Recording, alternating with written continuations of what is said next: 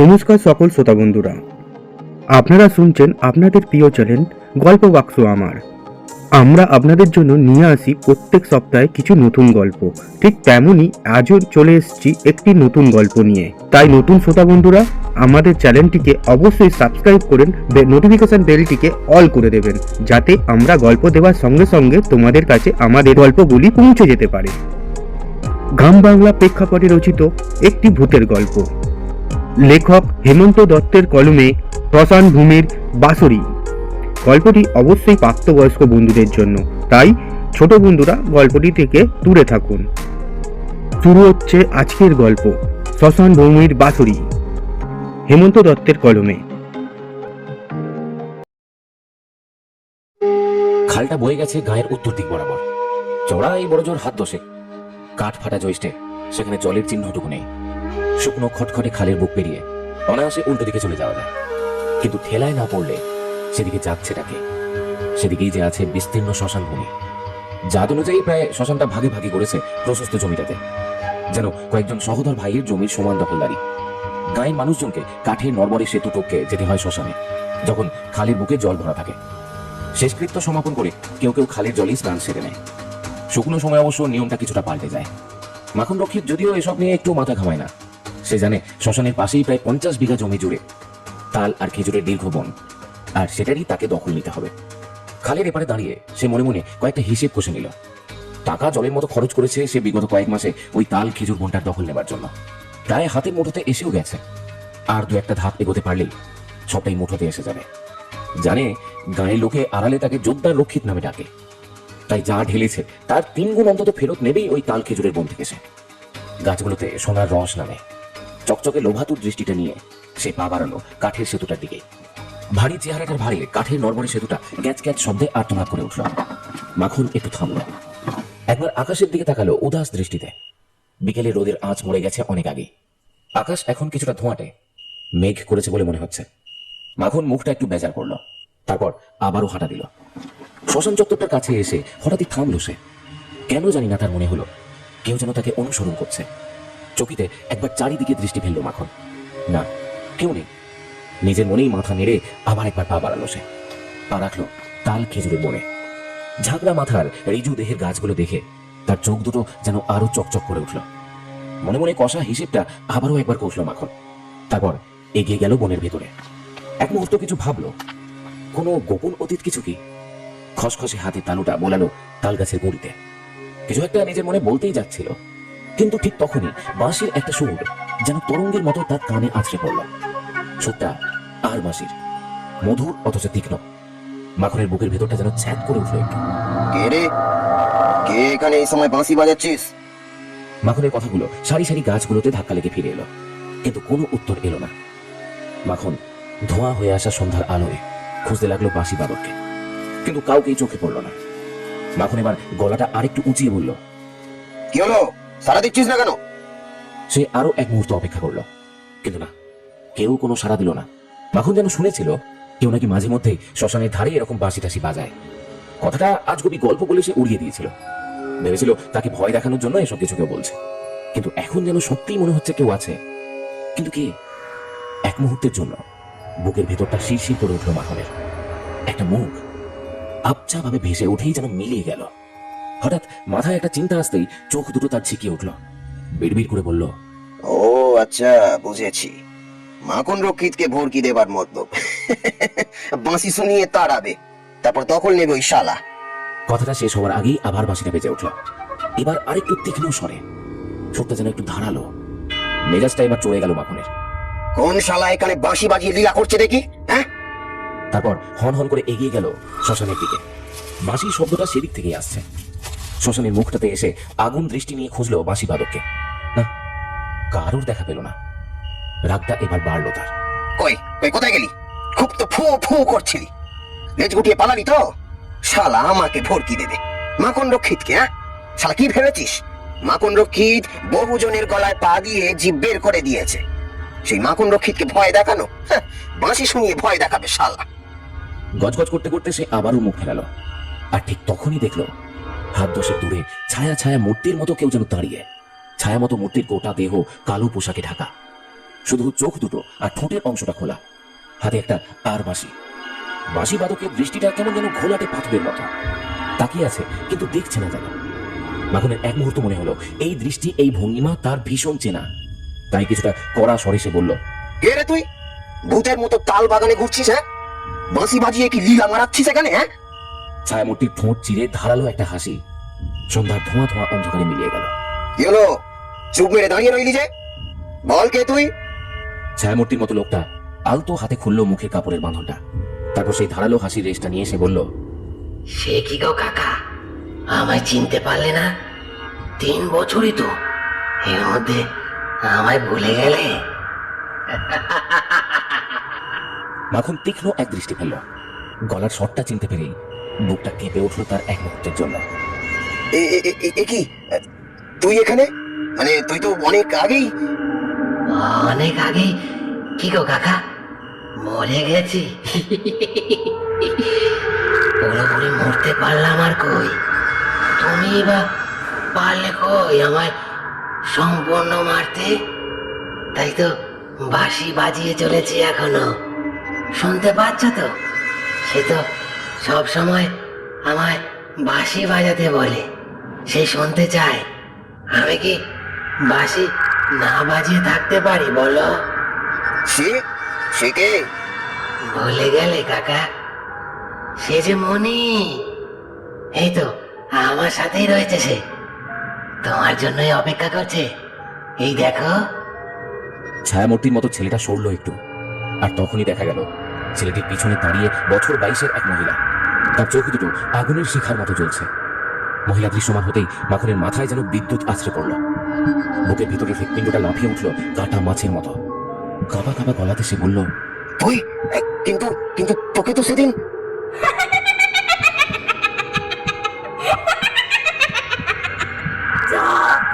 মনে পড়েছে, কিন্তু আছে অনেক হিসেব ফিরিয়ে নেবার পালা। মাখন চকিতে ঘুরল উল্টো দিকে। সে বুঝে নিয়েছে ভয়ঙ্কর মৃত্যু আজ নিজে এসেছে অতি পাপের ঘৃণ্য কাজের হিসাব চোকাতে। উল্টো দিকে দৌড়াতে শুরু করলো মাখন।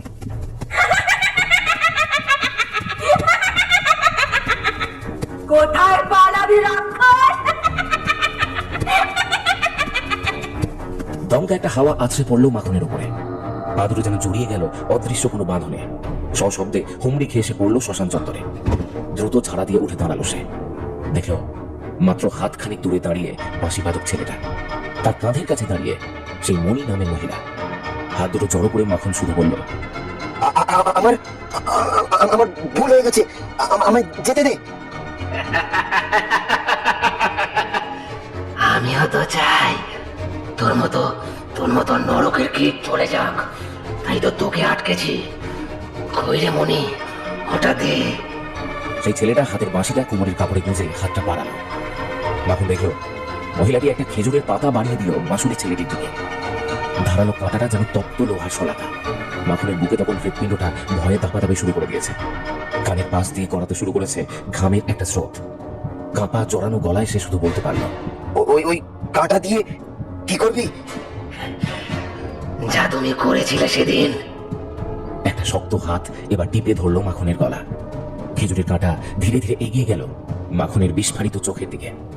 মাখন কিছু একটা বলতে চাইল, কিন্তু তার আগেই খেজুরের ধারালো কাঁটাটা গেঁথে গেল মাখনের ডান চোখের তারাতে। তীব্র যন্ত্রণার একটা আর্তনাদ যেন আকাশ ফাটিয়ে দিল। কাঁটা এবার গেঁথে গেল বাম চোখের তারায়। রক্ত গড়িয়ে পড়লো স্রোতের মতো। মাখনের গলা চেপে ধরা হাতটা এবার একটু আলগা হলো। হাঁটু বেড়ে সশব্দে মাটিতে বসে পড়লো মাখন। যন্ত্রণায় মাথাটা যেন ফেটে যাবে বলে মনে হচ্ছে। 2 হাত দিয়ে সে চোখ দুটো চেপে ধরেছে। টকটকে লাল রক্ত হাত দিয়ে গড়িয়ে পড়ছে টপটপ করে। গলা ফাটিয়ে আর্তনাদ করে উঠলো মাখন। বাঁচাও, বাঁচাও, কে আছো? এরা আমাকে মেরে ফেললো, বাঁচাও। মহিলা ধীর পায়ে এগিয়ে এলো মাখনের দিকে। দীর্ঘ নখযুক্ত একটা হাত ধরলো মাখনের মুখটা চেপে। গালে বসলো তীক্ষ্ণ নখের দাগ। রক্ত গড়িয়ে পড়লো সেখান থেকেও। তারপর একটা হেঁচকা টান, মুন্ডুটা ধর থেকে আলাদা হয়ে গেল, আর মাখনের দেহটা বার কয়েক ঝাঁকুনি খেয়ে নিথর হয়ে গেল চিরদিনের জন্য। চরম একটা নিস্তব্ধতা মোটা কালো চাদরের মতো ঝুপ করে নেমে এলো শ্মশান ভূমিটাতে। মণি নামের মহিলা ধীর পায়ে এগিয়ে গেল সেই ছেলেটার দিকে। তার আগুনের দৃষ্টিটা ততক্ষণে নিভে গেছে। পরিবর্তে সেখানে খেলা করছে একটা নরম শীতল ছোঁয়া। ছেলেটার হাতটা সে ধরলো পরম যত্নে, কেমন যেন একটা আলোর রেখা ঘিরে ধরলো দুজনকে। তারা এগিয়ে গেল শ্মশান ভূমি ছাড়িয়ে তাল খেজুরের বনটার দিকে। সন্ধ্যা নামা অন্ধকারে শুধু শোনা গেল কেউ যেন পরম যত্নে গভীর আশ্লেষে বাজিয়ে চলেছে একটা বাঁশি।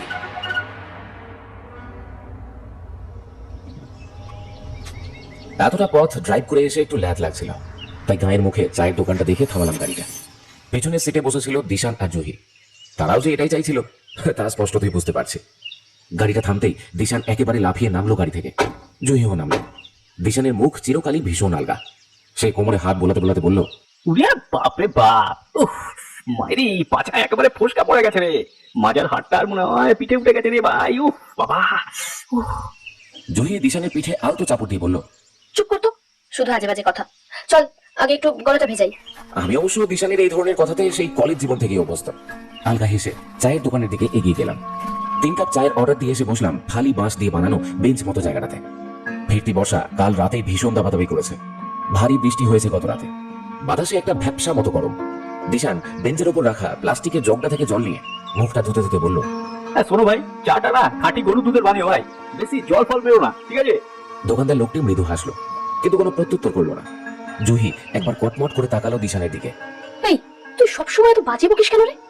দিশান জলের জগটা নামিয়ে রেখে ভারী কি ভাব নিয়ে বলল, আরে তুই জানিস না, গরুটা দুধ দেওয়ার আগে যতটা না জল খেয়েছে তার থেকে বেশি জল ওরা দুধে মিশিয়ে দিয়েছে, দেখবি পাতলা ছ্যাঁড়ছাড়ে একটা চা। হ্যাঁ। কথাটা শেষ হওয়ার আগেই দোকানদার একটা থালাতে 3টে গ্লাস ধোঁয়া ওঠা চা নিয়ে এসে হাজির। দিশানের দিকে একটা বাড়িয়ে দিতে দিতে বলল, না না বাবু, রতনের চায়ের দোকানে খাঁটি দুধেরই চা পাওয়া যায়, একবার খেয়ে দেখুন না। দিশান প্রায় ছো মেরে নিয়ে নিল গ্লাসটা। আরে তবে দেখি কেমন খাঁটি দুধ। তারপর দ্রুত একটা চুমুক দিয়ে বলল, ওরে বাবা রে বাবা, ভাই রে ভাই, জিভের ডগাটা বেগুন পোড়া হয়ে গেল রে। উফ সালা কি গরম রে ভাই। হ্যাঁ। জুহি আবার কটমট করে তাকালো দিশানের দিকে। দোকানদার লোকটি হাসতে হাসতে একটা গ্লাস বাড়িয়ে দিল আমার দিকে। তারপর নরম স্বরে জিজ্ঞাসা করলো, তা বলছি বাবুরা যাবেন কোথায়? আমি চায়ে আলতো চুমুক দিলাম। সত্যি বেশ স্বাদ। তৃপ্তিসূচক একটা আওয়াজ ছেড়ে বললাম, আমরা যাবো এই গায়ে যে শ্মশান ভূমির পাশে ওই তাল খেজুরের বাগান আছে না, সেখানে। এখান থেকে আর কতদূর বলতো? দোকানদারের মুখের হাসিটা যেন এক মুহূর্তে মিলিয়ে গেল। চোখ দুটো বড় বড় করে সে তাকালো আমার দিকে। আমি চায়ে আরেকটা চুমুক দিয়ে বললাম, কি হলো? বলছি বাবু, ওই তালবনে কেন যাবেন? আরে ভাই শুটিং শুটিং, গানের ভিডিও শুট হবে ওখানে। এ মানে বলছি, সে আপনারা যাই করুন, কিন্তু ওই তালবনের দিকে যাবেন না। কেন বলুন তো, গেলে কি হবে? আর সেসব শুনতে হবে না, আপনারা ফিরে যান, যান এখান থেকে। দিশান চায়ের গ্লাসটা এবার আওয়াজ করে নামিয়ে রাখলো। তারপর গলা কিছুটা উঁচিয়ে বলল, আরে কাকা নো টেনশন, গান যদি ভাইরাল হয় তোমাদের চায়ের দোকানে ভাইরাল করে দেবো। এই দেখো এই টুকুস করে তুলে নিলাম ছবি, রতনের চায়ের দোকান, এখানে খাঁটি গরুর দুধের চা পাওয়া যায়। এই তোরা ওঠ ভাই ওঠ, দেরি হয়ে যাবে। কাকা এলাম গো, খাঁটি দুধের চা, জবাব নেই। দিশান আর জুহি এগিয়ে গিয়ে গাড়িতে উঠলো। আমিও চায়ের দাম মিটিয়ে পা বাড়ালাম। দোকানদার আবারও কাতর স্বরে বলল, দাদা বাবু, আমার কথাটা শুনলে ভালো করতেন। আমি আলতো মাথা নাড়লাম। মৃদু স্বরে শুধু বললাম, দেখছি। বলি দ্রুত পা বাড়ালাম গাড়ির দিকে। আসলে এই অবস্থাটা থেকে পালাতে যেন মন চাইছিল, কিন্তু গাড়িতে উঠেও মনের ভেতরের খচখচনিটা আমার একদম কমলো না। স্টিয়ারিং ধরে চুপ করে বসে থাকতে দেখে জহি জিজ্ঞাসা করলো, কি হলো তনুদা, যাবে না? লোকটা আমাদের ওখানে যেতে বাধা দিতে চাইছে কেন বলতো? কে জানে গো, বুঝতে পারলাম না। আরে ভাই তুইও ছাত্র সব, আরে নোটঙ্কি মারছে, এদের কাছে হাজারটা গাজাকুড়ি গল্পের মাল মশলা পাবি, বুঝেছিস? শোন, এবারটা গানের ভিডিও করে নে, পরের বার না হয় একটা জম্পেস ভূতের গল্পের। আমি আর কথা বাড়ালাম না, গাড়িটা স্টার্ট দিলাম। আসলে সেই সময় আমরা একটা তালবনে খুঁজেছিলাম একটা ভিডিও শুটের জন্য, কিন্তু অনেক খোঁজ করেও তেমন মনোপুত কোনো জায়গা পাইনি। তখনই দিশানের এক পরিচিতর কাছ থেকে পেয়েছিলাম এই লোকেশনটা। বেশ পছন্দ হয়েছিল আমাদের। সবচেয়ে বড় কথা, এই জায়গাটাতে তালের পাশাপাশি খেজুর গাছও আছে। আর এক্স্যাক্টলি এমনই একটা জায়গা আমরা খুঁজছিলাম। তাই দিশান সেই পরিচিতর কাছে মোবাইলে ছবিটা দেখেই সবকিছু ঠিক করতে একটুও সময় নেয়নি। গ্রামের বাড়ির চাবিটাও তার কাছ থেকেই সে জোগাড় করে এনেছে। এখন চলেছি সেই পথে। রাস্তার মাঝে একবার বাড়িটা ঠিক কোথায় জেনে নিয়েছে। এখন এসে থামলাম বাড়িটার সামনে। ঝোপঝাপ শব্দ করে নামলো দিশান আর জুহি। মালপত্র ক্যামেরাও নামানো হলো। এই অবহেলায় পড়ে থাকা বাড়িটার সামনে এই সন্ধ্যার মুখে একটা গাড়ি আর অপরিচিত 3 জনকে নামতে দেখে বেশ কিছু কৌতূহলী গ্রামবাসী ততক্ষণে উঁকি ঝুঁকি মারতে শুরু করেছে। জুহিকে এক কথায় সুন্দরী বলা যায়। যে কোনো পুরুষের দৃষ্টি আটকে যেতে বাধ্য, বিশেষ করে ডান দিকের গজতন্ত্রটার জন্য। হাসলে মুখটা আরো সুন্দর লাগে। শাড়ি পরে যে কোনো গানের ভিডিও শুটের সময় তাকে বলিউডি নায়িকা বলেই মনে হয়। তাই এমন একদম সুন্দরী মেয়ে এই সন্ধ্যার মুখে এমন একটা বাড়ির সামনে দাঁড়ালে চারিদিক থেকে লোকজন উকি ঝুঁকি তো মারবে। দিশান জুহিকে আলতো ঠেলা দিল। এই দেখ, তোর ফ্যান ফলোয়ার্সরা সব এসে হাজির। জুহি কিছু একটা বলতে যাচ্ছিল, তার আগেই দিশানের ফোনটা বেজে উঠল। দ্রুত সেটা কানে নিয়ে এসে বলল, হ্যাঁ রিচুদা বলো। এই তো জাস্ট তোমাদের বাড়ির সামনে নামলাম।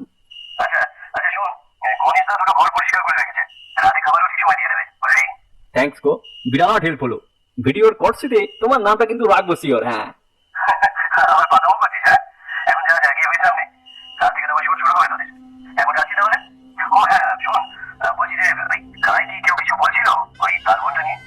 না, সেরকম তো কিছু নয়। ও হ্যাঁ, ওই চায়ের দোকানদার কি সব বলছিল, ওদিকে যাবেন না যাবেন না এই সব।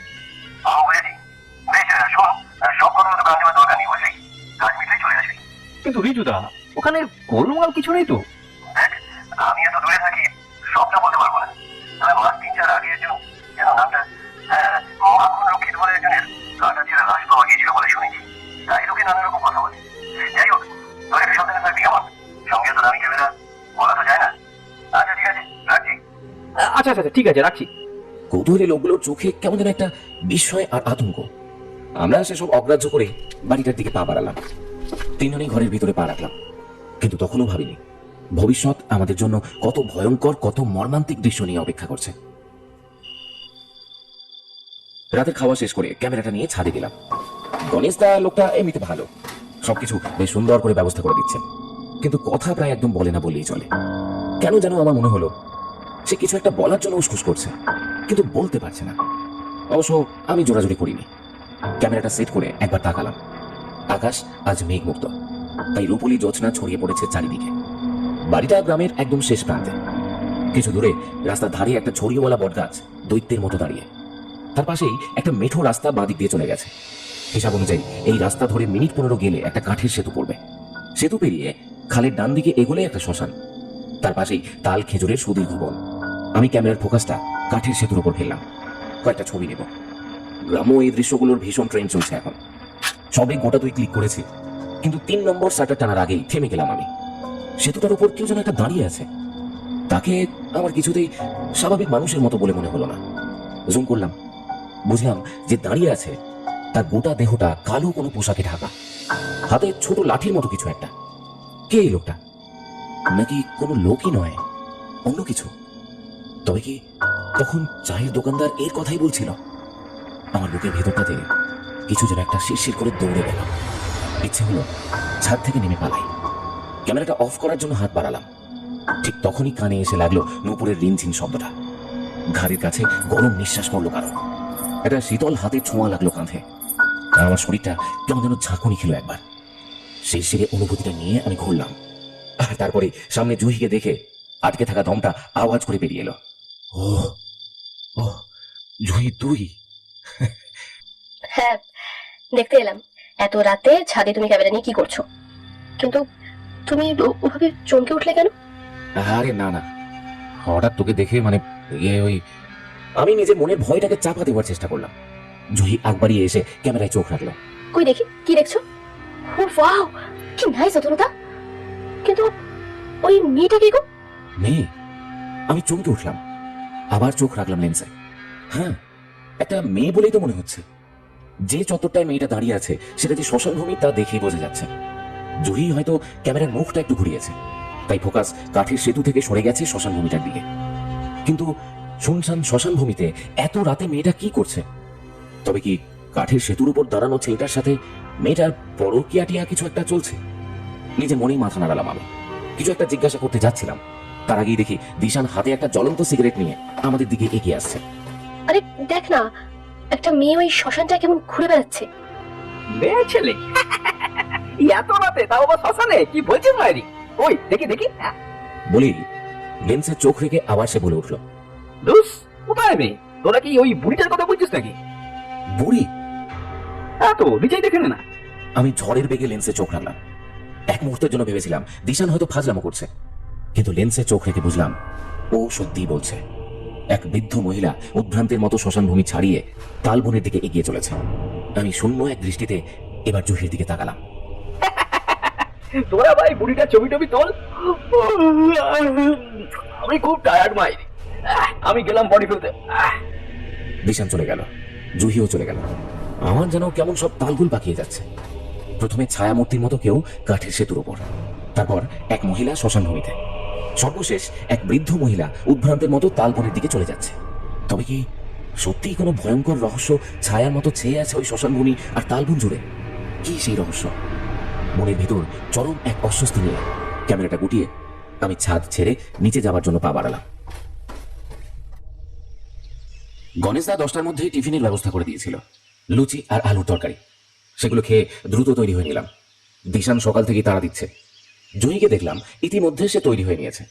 হলুদ ডুরে একটা শাড়ি পরেছে গ্রাম্য বালিকার মতো, বেশ লাগছে তাকে। আবার দুটো বিনুনিও করেছে। এই মুহূর্তে যে কেউ তাকে দেখলে বলবে সে এই গায়েরই মেয়ে। আর জুহির ফটোও আসে ভীষণ সুন্দর। তার ভিডিও আপলোড করলে সেটা এক সপ্তাহে 10 লাখ অনায়াসে পার করে দেয়। আমি ক্যামেরা আর সাউন্ড সিস্টেমের মালপত্র গুছিয়ে নিয়ে গাড়ির দিকে পা বাড়ালাম। জুহি আর দিশানও চলে এসেছে, তাই আর সময় নষ্ট না করে স্টার্ট দিলাম গাড়িতে। কাঠের সেতুটার কাছে এসেই কিন্তু আমাকে থামতে হলো। সেতুটার যা অবস্থা তাতে আমাদের গাড়ির ভার সে নিতে পারবে না। দিশান ক্যামেরার ব্যাগটা কাঁধে নিতে নিতে বলল, মাইরি হাঁটতে হবে নাকি এতটা? এই রোদে গরমে হেঁটে গেলে তো নায়িকা জুহি একেবারে চাকরানি হয়ে যাবে রে ভাই। সবসময় আজে বাজে বকিস না। চাকরানির কি আছে? গায়ের লোকেরা রোদে হাঁটছে না? তা ঠিক, তুই তো এখন এই গায়েরই মেয়ে। আরে চল চল, হেঁটে যখন যেতেই হবে তখন অযথা সময় নষ্ট করে আর লাভ কি। আমরা হাঁটা দিলাম। কাঠের সেতুটা পার হতে হতে আমার চোখ যেন কোনো এক কাপড়ে ঢাকা রহস্যময় লোকের খোঁজ করতে লাগলো। না, তেমন কারো দেখা পেলাম না। অবশ্য পাওয়ার কথাও নয়। রোদ থেকে বাঁচার জন্যই নাকি কাজের তারায় দিশান কিছুটা যেন জোরেই হাঁটছে। আমি আর জুহি কিছুটা পিছিয়ে পড়েছি। জুহিকে দেখলাম খালের ধারে ফোটা কাশফুলগুলোকে আকুল দৃষ্টি নিয়ে দেখেই চলেছে। আমি হাসতে হাসতে বললাম, কি রে, একটা ফটোশুট করবি নাকি? করলেই মন্দ হয় না। বলতে বলতেই আমরা শ্মশান ভূমির চত্বরটা ছাড়িয়ে গেলাম। জুহি কিছু একটা আমায় বলতেই যাচ্ছিল, কিন্তু ঠিক তখনই খ্যানখ্যানি একটা গলা আমার কানে এসে লাগলো। কেউ যেন ছড়া কেটে কেটে বলছে, তালের পাতা, খেজুর কাঁটা, বুনো শেয়ালের দল, রাত বিরেতে দেবে হানা, পালিয়ে যায় চল। চমকে দেখলাম এক বৃদ্ধা মহিলা দিশানকে চলে যাওয়ার জন্য জোর করছে। দ্রুত পা বাড়ালাম আমি। কাছে যেতেই আরো স্পষ্ট করে দেখলাম সেই মহিলাটিকে। আমি হলপ করে বলতে পারি এই মহিলাকেই গতকাল রাতে আমি ক্যামেরাতে দেখেছিলাম। মহিলা দিশানের হাত ধরে আবারও টান দিল। চল চল, পালাই পালাই বাবা, আমরা আমরা পালাই, চল চল চল। নাহলে নাহলে ওরা এসে তোকে আবার নিয়ে চলে যাবে, নিয়ে চলে যাবে। আবারও তোর চোখ দুটো কি। দিশান এক ঝটকা দিয়ে হাতটা ছাড়িয়ে নিল, তারপর চেঁচিয়ে বলে উঠল, এ তো মহা ঝামেলা তো। হ্যাঁ, হাতে এদিকে সময় নেই আর উনি সরচিত কবিতা শোনাচ্ছেন। মহিলা স্থির এক দৃষ্টি ফেললো জহির দিকে, তারপর মুখে একটা অদ্ভুত ভাব নিয়ে বলল, মনি মনি, ফিরেছিস না? এই যে চলে গেলি আর গেলি না, কত বুঝি জানি। ভাবলু তোকে। না না, তাহলে তুই তো নয়, তুই তো নয়। তাহলে তাহলে কে যে তখন। বিড়বিড় করে বলতে বলতে সে তালবনের ভিতরে অদৃশ্য হয়ে গেল। আমরাও আর সময় নষ্ট না করে পা বাড়ালাম।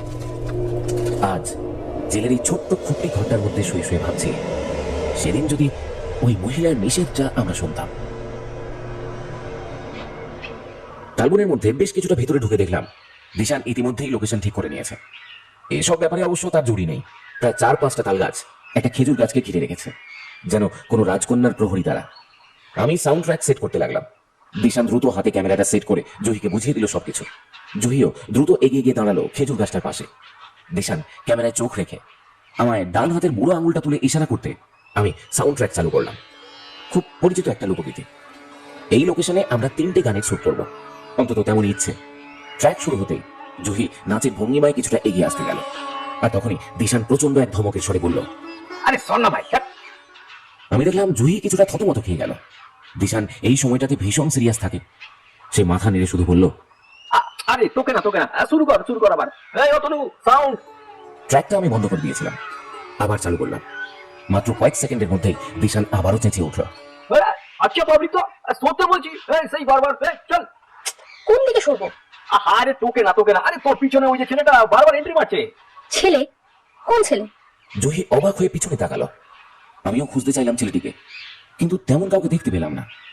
জহি আর দিশানের এক প্রস্থ তর্ক বিতর্কের পর আবার শুরু হলো শুটিং, কিন্তু দিশান ক্যামেরায় চোখ ঠেকানোর সঙ্গে সঙ্গে আবারও চিৎকার। সালা আজ দেরি তো বলেই সে দৌড় দিল সামনের দিকে।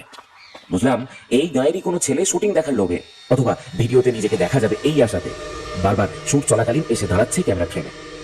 এই সমস্যাটা অবশ্য অল্প বিস্তর হয়েই থাকে, কিন্তু দিশানকে এমন রিয়্যাক্ট করতে আগে কখনো দেখিনি আমি। আমরা কিছুক্ষণ অপেক্ষা করলাম দিশানের ফেরার জন্য, কিন্তু বেশ কিছুটা সময় কাটলেও সে ফিরল না। আমি দিশানের খোঁজে যাবার জন্য পা বাড়াতে যাচ্ছি, ঠিক তখনই বেজে উঠলো একটা বাঁশির সুর। সুরটা মধুর অথচ তীক্ষ্ণ, মুখটা কেমন যেন ছ্যাদ করে উঠল। দ্রুত নিজেকে গুছিয়ে আবারও যেতে শুরু করলাম। তখনই দিশানের ভয়ঙ্কর আর্তনাদটা কানের বিদ্যুতের মতো আছড়ে পড়লো আমার। পাগলের মতো দৌড় দিলাম, মন বলছে ভয়ঙ্কর কিছু একটা ঘটেছে। কিছুটা উদ্ভ্রান্তের মতো ছোটার পর আবারও দিশানের যন্ত্রণা ক্লিষ্ট কণ্ঠ ছুটলাম সেদিকে। কিছুটা যেতেই দেখতে পেলাম শায়িত দেহটাকে। পাগলের মতো ছুটে গিয়ে জড়িয়ে ধরলাম তাকে। হে দিশান, কি হয়েছে তোর? হ্যাঁ? একটু পরেই বুঝলাম দিশানের পিঠ দিয়ে নামছে রক্তের একটা স্রোত। তার মুখে যন্ত্রণার চিহ্ন স্পষ্ট। দিশান, এই দিশান! তাকে ধরে একবার ঝাঁকালাম। দিশান চোখ মেলে তাকালো। জানিস না ভাই ঠিক কি ঘটলো? শুটের সময় দেখলাম একটা ছেলে বাঁশি হাতে খেজুর গাছটার কাছে দাঁড়ানো। বারবার সরে যেতে বললাম, শুনছিল না। মটকাটা হেভি গরম হয়ে গেল বুঝলি, দৌড়ে এসে ধরতে গেলাম, ভাবলাম ধমক টমক দিলে মিটে যাবে। চারিদিকটা একবার দেখে নিলাম উদ্ভ্রান্তের মতো। জহিকে আসতে দেখলাম। দিশান আবারও একটু দম নিয়ে বলতে শুরু করলো। যে এই ছেলেটার একটা হাতটা ধরেছি, আমার তো মনে হলো সালা গোটা শরীরে বিদ্যুৎ খেলে গেল। সে হাসলো একবার, তারপর হাতে ধরা বাঁশিতে ফু দিল। আমার রাগটা চাং করে বেড়ে গেল। আবার আমি ছেলেটাকে একটা থাপ্পড় কষালাম, আর তখনই মনে হলো সালা কেউ আমার পিঠে ছুরি বা ব্লেড জাতীয় কিছু দিয়ে চালিয়ে দিল। উফ সালা মাইরি বলছি, শরীরটা থরথর করে কেঁপে উঠলো আমার। আর আমার কেমন যেন সব তালগুল পাকিয়ে যাচ্ছে তখন। ধমক পর্যন্ত ঠিক আছে, কিন্তু পিঠে ধারালো কিছু চালানোর অর্থ কি? কোনো কি রহস্য তবে লুকিয়ে আছে এই তাল বন জুড়ে? এখন অবশ্য এইসব ভাবার সময় নয়। জহিকে বললাম, এই তুই ওকে নিয়ে এখনই বাড়ি চলে যা, আমি সবকিছু গুছিয়ে নিয়ে যাচ্ছি। জহি এতক্ষণ বড় বড় চোখ করে তাকিয়েছিল। বোঝাই যাচ্ছে সে প্রচন্ড ভয় পেয়ে গেছে। সে শুধু আলতো ভাবে মাথাটা নাড়ালো, তারপর কোনোভাবেই দিশানকে তুলে তাকে নিয়ে জায়গাটা ছাড়িয়ে চলে গেল। আমি আরো কিছুক্ষণ দাঁড়িয়ে রইলাম। তারপর পা বাড়াতে যাচ্ছি, ঠিক তখনই চোখ আটকালো হাত কয়েক দূরে দাঁড়িয়ে থাকা গাছটায়। সেখানেই দাঁড়িয়ে আছে দিশানের বর্ণিত সেই বাঁশি বাদক। আমি দ্রুত তার দিকে পা বাড়ালাম, কিন্তু আমি পৌঁছানোর আগেই ছেলেটা চোখের পলকে অদৃশ্য হয়ে গেল। আর সঙ্গে সঙ্গে আমার বুকে জেগে উঠলো একটা প্রশ্ন, তবে কি কেউ আমাদের কাজটা সুপরিকল্পিতভাবে পণ্ড করবার চেষ্টা করছে? কিন্তু সে কে? রাত তখন অনেকটা। ঘুম ভাঙলো একটা বিশ্রী স্বপ্ন দেখে। চমকে পাশে তাকালাম, আর তাকাতেই বুকে যেন হাতুড়ি পড়ল। দিশানের বিছানা ফাঁকা। একবার ভাবলাম হয়তো ওয়াশরুম গেছে, কিন্তু বেশ কিছুক্ষণ অপেক্ষা করেও যখন সে এলো না, বুকে হাতুড়ির বেগটা যেন বাড়ল। গা ঝাড়া দিয়ে উঠলাম। ছাদঘরের বিভিন্ন জায়গায় আতিপাতি করে খুঁজেও তার দেখা পেলাম না। দিশানের পিঠের ক্ষতটা অবশ্য তেমন গভীর নয়, ফার্স্ট এডেই মিটে গেছে, কিন্তু তবুও এই শরীর নিয়ে সে গেল কোথায় এখন? আমি ফিরে যাবার প্রস্তাব দিয়েছিলাম, সে রাজি হয়নি। তার সাফ কথা, শুটিং এই গায়ে হবে, আর কাল থেকেই হবে। তবে কি সে কোনো নতুন লোকেশন দেখতে বেরিয়েছে? জহির ঘরের দরজায় টোকা দিলাম। দিশানকে পাচ্ছি না, কোথায় গেল বলতো? পাচ্ছ না মানেটা কি? এত রাতে কোথায় যাবে? হ্যাঁ সেটাই তো ভাবছি। কিষানটা কি যে করে না। গোর গোবিন্দটা সন্ধ্যাবেলা নিজের মনেই বলছিল আমি শেষ দেখে ছাড়বো। জিজ্ঞেস করলে রেগে যাবে বলে আমি আর কথাই বাড়াইনি। আমি এই মুহূর্তে কি করব, কোথায় খুঁজবো তাকে কিছুই ভেবে পেলাম না। অবশেষে ফিরে এলাম নিজের ঘরে, টর্চটা নিলাম, তারপর বের হলাম বাইরে। জানি জুহি ভয় পেয়েছে, কিন্তু এখন তাকে মেন্টাল সাপোর্ট দেওয়ার মতো সময় নেই। সবার আগে দিশানকে খুঁজতে হবে। রাস্তা ধরে হাঁটা লাগালাম। ঝাঁকড়া বটগাছটার নিচে এসে দাঁড়িয়ে পড়লাম। এখান থেকে রাস্তাটা দুদিকে বেঁকে গেছে, একটা গ্রামের দিকে, অন্যটা কাঠের সেতুটার দিকে। ঠিক করতে পারলাম না ঠিক কোন দিকে যাব। আর ঠিক তখনই সেই খনখনি গলাটা ভেসে এলো। ফুরুত ফুরুত উড়ে চলে গেছে, সব মরবে, গোটা গা শ্মশান হয়ে যাবে। চলে যা, চলে যা, যা। সকালে সেই বৃদ্ধা মহিলা নিজের মনে বিড়বিড় করতে করতে সামনের রাস্তার ধারে অদৃশ্য হয়ে গেল। আমার কি হলো কে জানে। বাঁদিকে শ্মশান ভূমির রাস্তাটা ধরলাম।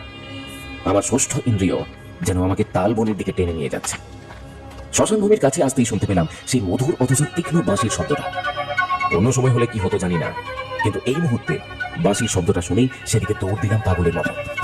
বাঁশির সুরটা ধীরে ধীরে ভাসতে ভাসতে মিলিয়ে গেল বাতাসে। আমি টর্চের আলো ফেলে চারিদিকটা খুঁজতে লাগলাম। গলা উঁচিয়ে ডাকলাম, দিশান, দিশান। কিছুটা হতাশা নিয়ে ফিরতে যাচ্ছি, তখনই আবার বাঁশিটা বেজে উঠল। এবার ডান দিকে, আমার খুব কাছে। দ্রুত ছুটে গেলাম সেদিকে। আর কিছুটা যেতেই টর্চের আলোয় দৃশ্যটা দেখে গোটা শরীর অবশ হয়ে গেল আমার। হাত থেকে খসে পড়লো টর্চটা। মাত্র হাতখানেক দূরে একটা মাদার গাছ, আর তার ডালে ঝুলছে দিশান। প্রাথমিক হতভম্ব অবস্থা কাটিয়ে আমি কাছে গিয়ে ছুটে জড়িয়ে ধরলাম দিশানের ঝুলতে থাকা পা দুটোকে। হাউ হাউ করে কেঁদে উঠলাম। বুক ফাটা আর্তনাদের চারপাশ ভরে গেল। দিশান, দিশান, দিশান, ভাই তুই কি করলি? তুই কি করলি? কেন কেন করলি ভাই, কেন? দিশান। আর সেই আর্তনাদের মাঝেই বাজতে লাগলো একটা বাঁশি। তার সুরটা মধুর অথচ তীক্ষ্ণ। কয়েক ঘন্টাতেই যেন বদলে গেল কত কিছু। দিশানের এই মর্মান্তিক পরিণতিটা যেন দুঃস্বপ্ন বলে মনে হচ্ছে। জানি পুলিশি কাটা ছেঁড়া কয়েকদিন চলবে, তাই এখন এখানেই থাকতে হবে। রিজুদার বাবা এক সময় এখানকার নাম করা নেতা ছিলেন, তাই তার মুখ চেয়ে পুলিশ এখনো তেমন কোনো কঠোর পদক্ষেপ আমাদের বিরুদ্ধে নেয়নি। এখন প্রায় মধ্য দুপুর। জহি একটু আগেও কাঁদছিল, এখন প্রায় নিথর হয়ে শুয়ে আছে। আমি বেরিয়ে পড়লাম। দিশান আর কোনোদিনই ফিরবে না জানি, কিন্তু তার এই মর্মান্তিক মৃত্যুর রহস্য আমাকে জানতেই হবে। আমি জানি সেটা জানতে হলে আমাকে তাকে খুঁজতে হবে। কিন্তু গোটা গায়ে তন্ন তন্ন করে খুঁজেও তার দেখা পাওয়া গেল না। কালকের ঘটনার জন্য গায়ের লোকজনও যেন আমার সঙ্গে কথা বলতে ভয় পাচ্ছে। তবুও দু একজনের সঙ্গে কথা বলে যেটা জানতে পারলাম, মহিলা পুরোপুরি উন্মাদ। বছর তিনেক আগে ঘরবাড়ি আগুনে পুড়ে গেছে। ছেলে নাকি পাগলের মতো ছিল, সে বাড়ি ছেড়ে চলে যায়।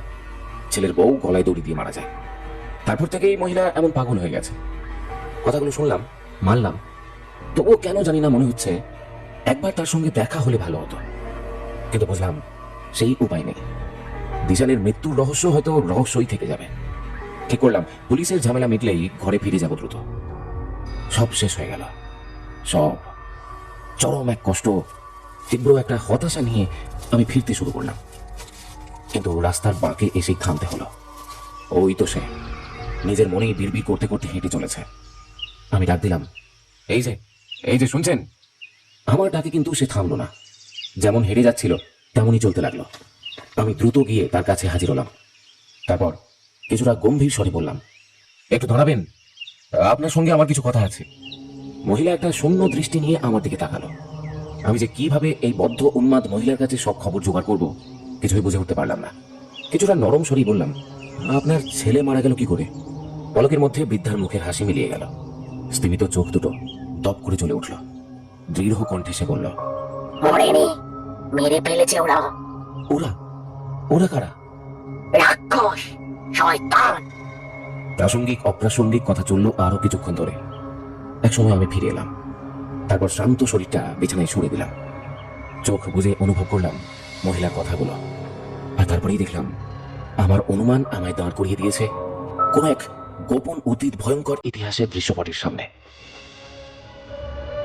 পুকুরের বাঁধানো ঘাটটায় নিজের মনেই বাঁশি বাজাচ্ছিল বাবলু। পুকুরের জলে ভেসে বেড়াচ্ছে হাঁসের দল।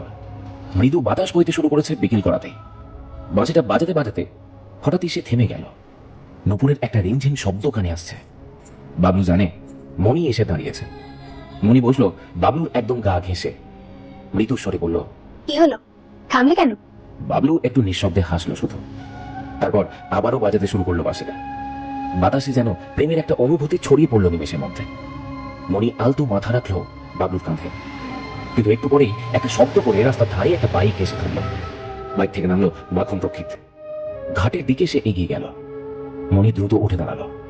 মাখন পান্ডা চেপাতে চেপাতেই বলল, এই তুই সেই বাবলু বাঁশি বাদক না? বাবলু শুধু মাথা নাড়লো আলতো করে। তোকে খুঁজছিলাম। আবার পানির পিকটা ফেললো মাখন। কথা বলতে বলতেই তার চোখ ততক্ষণে ঘুরে গেছে মনির দিকে। মাখন বাবলুর দিকে ঘুরে তাকিয়ে বলল, শোন, সামনের মঙ্গলবার বাড়িতে একটা নাম গানের ব্যবস্থা করেছি। শুনলুম তোর কাছে বাঁশি নাকি কথা বলে, তাই বায়না করতে এলুম। কথা বলতে বলতে আরো বেশ কয়েকবার মাখনের দৃষ্টিটা ঘুরে গেল মনির উদ্যত বুকের উপর। মনি যেন চরম অস্বস্তিতে কুটিয়ে গেল একদম।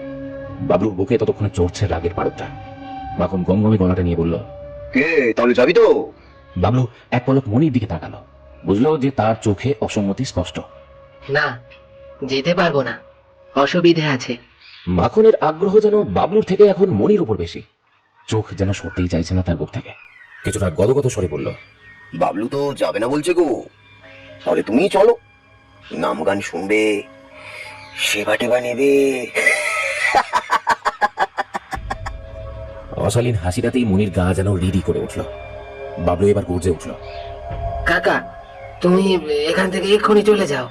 মাখন একবার আগুন দৃষ্টিতে শুধু দেখলো বাবলুকে, তারপর বাইকের দিকে এগিয়ে গেল। বাবলু তখনও গজরাচ্ছে।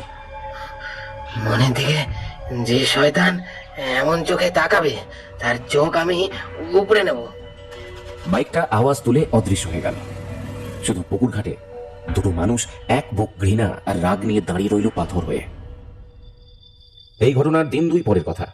রাত তখন বেশ গভীর। বাবলু মনি দুজনেই ঘুমে ডুবে। পাশের ঘরে ঘুমিয়ে আছে বাবলুর মা। কাছেই কোনো একটা গাছে একটা রাতচরা পাখি ডেকেই চলেছে। এমন সময় কেউ আলতো করে টোকা দিল বাবলুর ঘরের দরজাতে। চাপা স্বরে ডাক দিল, বাবলু, এই বাবলু। মনির ঘুমটা গেল ভেঙে। সে তৎক্ষণাৎ বাবলুকে ঠেলা দিল। এই দেখো তো, তোমায় ডাকছে কেউ। বাবলু, এই বাবলু, একবার বাইরে আয়। আবার ভেসে এলো ডাকটা। এবার গা ঝাড়া দিয়ে বাবলু উঠে বসলো বিছানার উপরে। তারপর দ্রুত দরজা খুলে সে বাইরে বের হলো। কিন্তু কই, কেউ তো নেই। সে একটু এগিয়ে উঠোনে নামলো। তারপর কিছুটা ঘুম জড়ানো গলাতেই বলল, কে ডাকছো? না, কোনো উত্তর এলো না। পেছনে ঘুরতে গেল সে। আর ঠিক তখনই একটা বস্তা জাতীয় কিছু কেউ পড়িয়ে দিল তার মাথায়। তারপর ভারী কিছু দিয়ে আঘাত করলো মাথার পিছনে। বাবলুর শরীরটা একটা ঝাঁকুনি খেয়ে লুটিয়ে পড়লো উঠোনে। আর বস্তাবন্দি অবস্থাতেই কেউ যেন তাকে কাঁধে তুলে অন্ধকারে অদৃশ্য হয়ে গেল। মনিও আওয়াজটা শুনেই বিছানা ছেড়ে উঠে এসে দাঁড়িয়েছিল দাওয়াতে। হঠাৎ করেই দুটো লোমশ হাত চেপে ধরলো তার মুখ। কিন্তু কিছু করার আগেই তার দেহটা উঠে গেল শূন্যে। আর কেউ যেন তাকেও কাঁধে তুলে ঝড়ের বেগে অদৃশ্য হয়ে গেল। একটা সময় বাবলুর চোখটা খুলল। চারিদিক কেমন ধোঁয়া ধোঁয়া। দেওয়ালে একটা হলদেটের ডুম ঝুলছে। ঘোলাটে আলো ছড়িয়ে পড়েছে ঘরটাতে। চাপা খসখস শব্দটা কানে যেতেই চোখ ফেরালো সেদিকে। একটা লোক ছায়ামূর্তির মতো তাকে ঘিরে রয়েছে। বাবলু উঠতে গেল, কিন্তু পারল না। তার হাত পা বাঁধা। মাথার পেছনের দিকটায় একটা তীব্র যন্ত্রণা।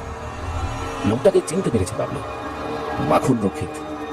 মাথার তীব্র যন্ত্রণার অনুভূতিটা নিয়ে এসে বলল, আমাকে আমাকে এখানে কেন ধরে এনেছো?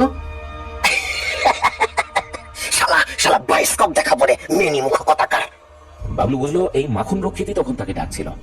ঘুমের ঘড়ি গলাটা চিনতে না পারলেও এখন পারছে। কিছু না বুঝেই এই ফাঁদে সে আটকে পড়েছে। লোকটা এগিয়ে এসে তার চুলের মুঠিটা ধরলো। তারপর হির হির করে টানতে টানতে নিয়ে গেল একটা খুবই মতো জানালার কাছে। খুললো জানালাটা। তারপর বাবলুর মুখটা ঠেসে ধরলো সেখানে। দেখ দেখ শালা বাইস্কোপ দেখ, মিনি মুখ দেখ। বাবলু দেখলো মনির নগ্ন দেহটা একটা বিছানায় শায়িত। হাত পা মুখ শক্ত বাঁধনে বাঁধা। বাবলু ডুকরে চিৎকার করে উঠল, মনি, মনি।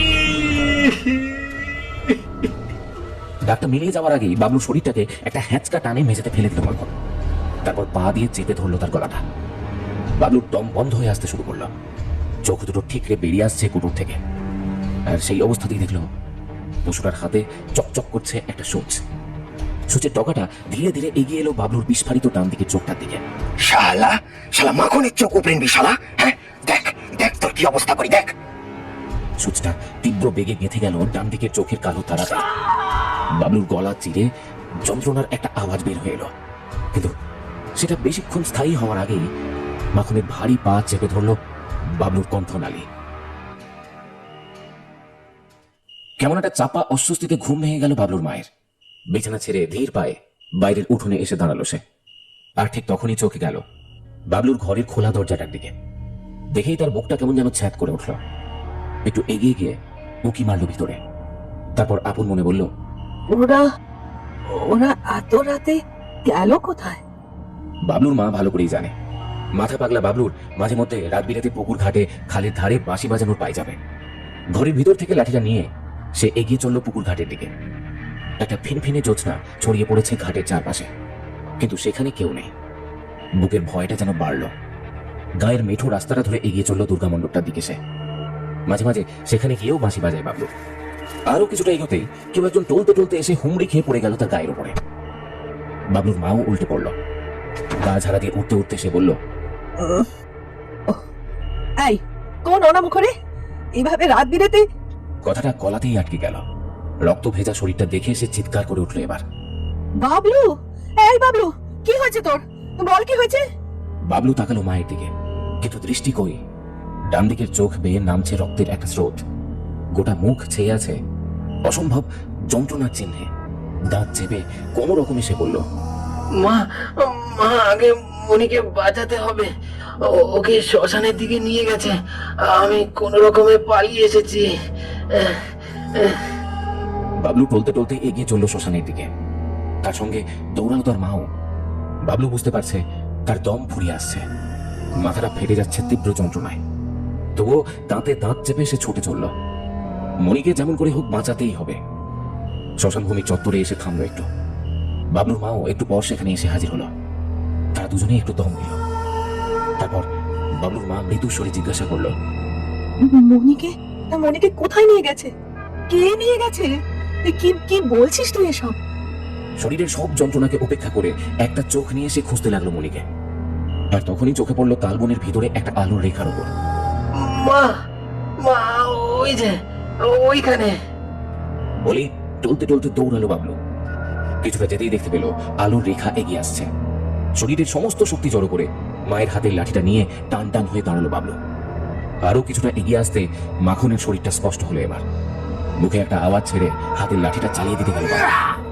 যন্ত্রণায় গুটিয়ে থাকা হাতটা পারল না লক্ষ্যে আঘাত করতে। দ্বিতীয়বার আঘাতের চেষ্টা করার আগেই মাখনের হাতের লাঠি সজোরে আঘাত করলো বাবলুর মাথাটা। বাবলুর শরীরটা ঝাঁকুনি খেয়ে লুটিয়ে পড়লো মাটিতে। লুটিয়ে পড়তে পড়তে শুনতে পেল তার মায়ের শরীরটাও আর্তনাদ করে লুটিয়ে পড়লো একটু দূরে। বাবলুর ঘোলাটে দৃষ্টি আরো ধোঁয়া ধোঁয়া হয়ে বুঝে এলো। আর পুরোপুরি বুঝে যাওয়ার আগে সে দেখল সামনের মাদার গাছটায় ঝুলছে দুটো নূপুর পরা পা। বাইরে খুট করে একটা শব্দ হতেই ঘুমের ঘোরটা কাটলো আমার। ঘুম নয়, আসলে ক্লান্তি। দরজায় বোধহয় কেউ এসে দাঁড়িয়েছে। জহি নাকি গণেশ দা। ডাকতেই যাচ্ছিলাম, কিন্তু তার আগেই দরজার সামনে যে হাজির হলো তাকে দেখে আমি চমকে উঠলাম। বাবলুর মা ধীর পায়ে এগিয়ে এলো। আমিও উঠে বসলাম। নরম স্বরে জিজ্ঞাসা করলাম, এ কি আপনি? কিছু বলবেন? দিদি বাপ, ওদের মুক্তির ব্যবস্থা করে দিবি? মা তো তাই ভেবেছিল ওদেরকে আটকে রাখবো, কিন্তু সবারই মুক্তি দরকার। বেঁচে থাকতে সে ব্যবস্থা না করে গেলে ওদের মুক্তি কোনোদিনই হবে না। এই গায়ে কেউ তো আমায় বিশ্বাস করে না, পাগলি ভাবে। তুই মুক্তির ব্যবস্থা করে দিবি বাপ তাদের? আমি কথাগুলোর অর্থ ঠিক ধরতে পারলাম না। আপনি আগে বসুন, তারপর সবটা বলুন। আমি ঠিক বুঝতে পারছি না। বাবলুর মা বসলো, তারপর একটু দম নিল। দেখলাম জহিও এসেছে। তার চোখের কোণে এখনো জল চিকচিক করছে। আমি ইশারা করতে এসে বিছানার এক পাশে বসলো। বাবলুর মা একবার আলতো দৃষ্টিতে আমাদের দেখলো, তারপর বলতে শুরু করলো, যার অধিকাংশটাই আমার ক্লান্তির ঘোরে দেখা দৃশ্যপটেরই নামান্তর মাত্র।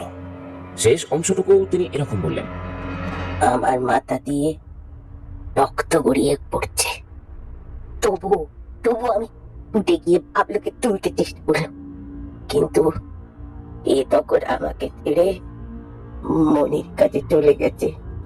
বুঝতে পারলুম না দুটো দেহ নিয়ে কি করব। ডুকরে ওঠা একটা কান্না তার গলা বুঝিয়ে দিল। চোখের কোণ বেয়ে গড়িয়ে পড়া জলের স্রোতটা আঁচল দিয়ে একবার মুছে নিল সে।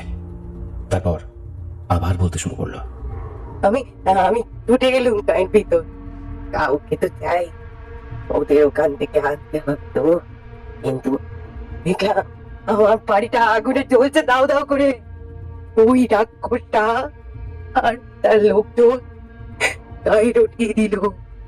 আমার আমার বউ নাকি দুশ্চরিত্রের ছিল, তাই তাই গলায় দড়ি দিয়ে মারা গেছে। ছেলেটাও সেই দুঃখে কর্তার। আর আর আমাকে তো সবাই পাগল বলেই মনে করে। বড় জ্বালা বাপ, এ বুকে বড় জ্বালা। তুই আমার ছেলে হয়ে শেষ জ্বালা মিটিয়ে দে বাপ, মিটিয়ে দে। সন্ধ্যার একটু পর আমি আর জহি বের হলাম। ব্যাপারটা গোপনই রাখলাম, এমনকি গণেশ দাকেও কিছুই জানালাম না। এমনিতেই পুলিশই ঝামেলা চলছে, তাই চাইলাম না আর গন্ডগোল বাড়ুক। প্রথমটাই অবশ্য আমি রাজি হইনি, মনে হয়েছিল এসব করতে যাওয়া মানে বিপদকে ডেকে আনা। কিন্তু জহি দেখলাম রাজি। তাছাড়া বাবলুর মায়ের শেষ আকুতিটা কিছুতেই উপেক্ষা করতে পারলাম না। শ্মশানভূমি ছাড়িয়ে এগিয়ে গেলাম তাল বনের ভেতরে মাদার গাছটার দিকে। মৃদু আবছা আলোটা চোখে পড়ল, দ্রুত সেদিকে এগোলাম। দেখলাম বাবলুর মা কথা মতো দুটো ছোট ছোট চিতা সাজিয়েছে ইতিমধ্যে। একটা ছোট হ্যারিকেনের আলো জায়গাটাকে আলো আঁধারিতে ভরিয়ে রেখেছে। কাছে যেতেই বাবলুর মা এবার তাড়া দিল। ওই ডান দিকে ঝোপের আড়ালে ওরা আছে। আমি জানি দুটো কঙ্কাল অনেক বছর ধরে সযত্নে লুকোনো আছে ওই ঝোপের আড়ালে। তাদেরকে মাটি খুঁড়ে তুলে এনে শুইয়ে দিতে হবে ওই চিতাগুলোতে। এক মা নিজের হাতে মুক্তি দেবে তার সন্তানদের। পা বাড়াতে যাব, তখনই বেজে উঠল সেই বাঁশির সুরটা, তীক্ষ্ণ অথচ মধুর। জহি চাপা স্বরে বলল, অথবা ওই দেখো। আমি দেখলাম বেশ কিছুটা দূরে ছায়ামূর্তির মতো দাঁড়িয়ে সেই বাঁশুরি তথা বাবলু। গোটা দেহ একই রকম কালো পোশাকে ঢাকা, চোখ দুটো যেন ঘোলাটে পাথর। আপন মনে এসে বাঁশি বাজিয়ে চলেছে। একটু পরেই নুপুরের রিমঝিম শব্দটাও কানে এলো। বাবলুর পাশে এসে দাঁড়িয়েছে এক মহিলা। কেউ বলে না দিলেও আমি জানি এই মহিলাটি মণি। সেদিন ছাদে ক্যামেরার ঘটনাক্রমে এই মহিলাকে আমি দেখেছিলাম। জহি আবারও চাপা সরে বলল, প্রথমত ওরা তো এসে গেছে, এবার কি করবে? আমি কিছু বলার আগেই এবার থেমে গেল বাঁশির সুরটা। বাবলুর মায়ের গলা চিরে একটা অতিপ্রাকৃত হাসি প্রতিধ্বনিত হলো চারিদিকে। আমি আর জহি দুজনেই চমকে উঠলাম, কিন্তু আমাদের চমকে তখনও বাকি ছিল। আমি দেখলাম বাবলুর মায়ের মুখেরও পরিবর্তন হচ্ছে। চোখ দুটো যেন জ্বলছে আগুনের গোলার মতো। বাঁশির সুরটা আরো একবার আলো আঁধারিতে বেজে উঠলো এক মুহূর্তের জন্য। বাবলুর মা ঘাটটা তুলল।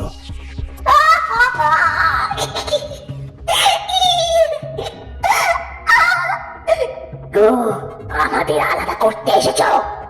ওই শয়তানটাও তাই চেয়েছিল, পারেনি, কেউ পারবে না, কেউ না। বলতে বলতেই বাবলুর মা এগিয়ে এলো আমার দিকে। আমি বুঝতে পারছি মনি এখন ভর করেছে এই দেহে, আর সেই এগিয়ে আসছে আমাকে মারবে বলে। জহি কিছু একটা বলল, কিন্তু সেটা কানে পৌঁছানোর আগেই একটা হাত চেপে ধরলো আমার গলা। চারিদিকে হঠাৎই সনসন শব্দে বাতাস বইতে শুরু করেছে। তাল গাছগুলো দুলছে দৈত্যের হাতের মতো। গলায় এই সাঁড়াশি চাপে আমার দম বন্ধ হয়ে আসছে। আমি সমস্ত শক্তি দিয়ে হাতের বাঁধন ছাড়াতে চাইলাম, পারলাম না। দম যেন ফুরিয়ে আসতে শুরু করলো আমার। কোন এক প্রতিবর্ত ক্রিয়াতে আমার হাতটাও এবার উঠে গেল বাবলুর মায়ের গলায়। গায়ের সমস্ত শক্তি দিয়ে চেপে ধরলাম গলাটা। বাবলুর মায়ের মুখ থেকে এক গলা রক্ত ছিটকে বেরিয়ে এলো। আমার গলা চেপে ধরা হাতটা শিথিল হয়ে গেল, আর শরীরটা সশব্দে আছড়ে পড়লো মাটিতে। বাটুই কেঁপে নিথর হয়ে গেল সেটা চিরদিনের জন্য। একটা কালো ঘূর্ণিপাক শুধু নিথর দেহটা জুড়ে ঘুরে আবার মিলিয়ে গেল আলো আধারিতে। আমার চোখ বাবলু আর মণিকে খুঁজতে চাইছে। দেখলাম বাবলু আর মণি রাগে ফুঁসছে। আমি কি করব কিছুই বুঝলাম না। ঠিক করলাম জায়গাটা ছেড়ে পালাবো, আর ঠিক তখনই অনুভব করলাম ধারালো কিছু একটা চিরে দিল আমার পিঠটা। আমি জানি এই মুহূর্তে মণির ছায়ামূর্তি নির্দয় হাতে গেঁথে চলেছে ধারালো খেজুরির কাঁটা আমার পিঠ জুড়ে, ঠিক যেমন করে বিশালের পিঠে বসিয়েছিল। আমি চিৎকার করে উঠলাম, জহি চল, পালাতে হবে। আমি ঘুরে দাঁড়ানোর আগেই জহির গলাটা তরঙ্গের মতো ভেসে এলো। কোথায় পালাবে গো? আমাকে ওর কাছ থেকে আলাদা করবে না? আমি চোখে ঘুরলাম জহির দিকে। আমি কাকে দেখছি? এ তো জহি নয়। জহির শরীরে যেন অন্য কারো মুখমণ্ডল, আর সেই মুখমণ্ডলে জ্বলছে দুটো চোখ ভীষণ আক্রোশে। ঠোঁট দুটো আলতো ফাঁক হলো, আর শিরশিরে গলাটা আবারও প্রতিধ্বনিত হলো আলো আধারিতে। কি গো বলো, আলাদা করবে আমাকে? করবে? এসো এসো তাহলে, দেখছি কত মরদ। আমি দেখলাম জহির হাতে একটা খেজুরের পাতা, আর তার ডগে লোহার শলাকার মতো একটা কাঁটা চিকচিক করছে। জহি কাঁটাটা উদ্যত করে এগিয়ে এলো আমার দিকে। তারপর একটা অলৌকিক অতিপ্রাকৃত হাসি নিয়ে বলল,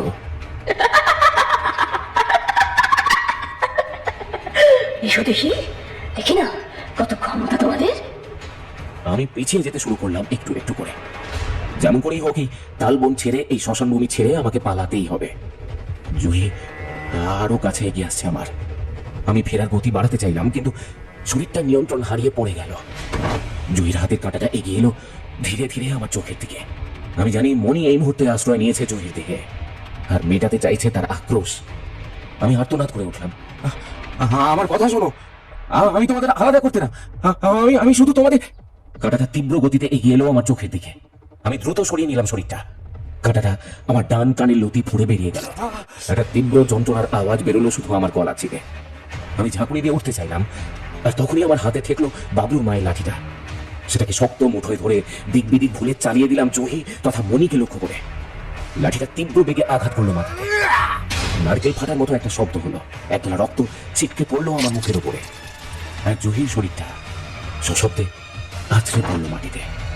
আবার প্রবল এক ঘূর্ণিঝড় উঠল। কালো ধোঁয়ায় ভরে গেল চারপাশ। শুকনো খেজুরের একটা ডাল উড়ে এসে পড়লো আমার শায়িত দেহটার উপরে। প্রচন্ড ক্লান্তি আর অবসাদে এখন আমার চোখ বুজে আসছে। চোখ বুঝতে বুঝতে শুনলাম শ্মশানের দিক থেকে হুইসেল বাজিয়ে ছুটে আসছে জানি পাড়া। চোখ দুটো আমার ভারী হয়ে গেল। পুরোপুরি বুঝে যেতে যেতেই শুনতে পেলাম ভারী বুটের আওয়াজকে ছাপিয়ে একটা বাঁশি বাজতে বাজতে মিলিয়ে যাচ্ছে সামনের অন্ধকারে। ছোট্ট কুটুরিতে মাথা গুজে বসেছিলাম। 6 মাস হয়ে গেল এইভাবেই দিন কাটছে। মাঝে মাঝে মেডিকেল চেক আপ, ব্যাস এইটুকুই। জিয়াগঞ্জের শ্মশান ভূমির এক বাঁশুরি আমার জীবনকে এই পথেই চালিত করে দিয়েছে। এখনো চোখ বুজে শুয়ে থাকলে শুনতে পাই কেউ যেন পাগলের মতো একটা বাঁশি বাজিয়ে চলেছে। সেই অভিশপ্ত রাতে গণেশ দাই পুলিশ নিয়ে ওখানে হাজির হয়েছিল। ভেবেছিল আমরা কোনো বিপদে পড়েছি, হয়তো উদ্ধার করতে চেয়েছিল বিপদ থেকে। উদ্ধারই বটে, কাউকে মুক্তি দিতে গিয়ে আমি নিজেই বন্দী হয়ে গেলাম চিরদিনের জন্য। একটু পরেই লোহার গরাদ খোলার আওয়াজটা কানে যেতে চোখ তুলে তাকালাম। একটা ঘর ঘরে গলা কানে এলো। এই যে কাগজ কলম দিয়ে গেলাম, আর কিছু চাই? আমি শুধু মাথা নাড়লাম। লোহার গরাদ আবার সশব্দে বন্ধ হলো। কাগজ কলমটা আমি টেনে নিলাম। সব লিখবো, যা যা ঘটেছে সব সব। কিন্তু সব লেখার শেষে কি লিখবো? সেই রাতে কোন এক অসহায় মায়ের চরম আকুতিতে সাড়া দিয়ে ওই অভিশপ্ত তালবনে যাওয়াটা আমার ভুল ছিল, হঠকারিতা ছিল, নাকি চরম নিয়তি ছিল? এই বিচারের ভার আপনাদের উপরই দিলাম।